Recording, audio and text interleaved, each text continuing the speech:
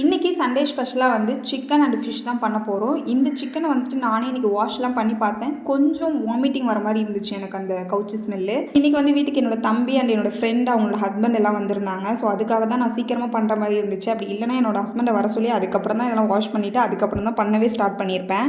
என் வாழ்க்கையிலே ஃபஸ்ட்டு இன்றைக்கி தான் மீன் குழம்பு வச்சுருக்கேன். ஸோ அதெல்லாம் சாப்பிட்டு பார்த்துட்டு செம்ம டேஸ்ட்டாக இருக்குன்னு சொல்லிட்டு இருந்தால பக்கத்தில் அவங்க ஹஸ்பண்ட் வந்து கலாய்ச்சிட்டு இருந்தார். எப்படியோ ஒரு வழியாக நான் பண்ண கொடுமை எல்லாத்தையுமே சமைச்சு சாப்பிட்டுட்டு உட்காந்து ஃபன் பண்ண ஆரம்பிச்சோம். செம்ம என்டர்டைன்மெண்ட்டாக போச்சு. வேறு லெவல் ஃபன்னாக இருந்தது. கொஞ்சம் ஈவினிங் டைமில் பசிச்சுதுன்னு சொல்லியிருந்தேன். என் ஃப்ரெண்டு கன்சீவ் ஆகிற இருக்கா.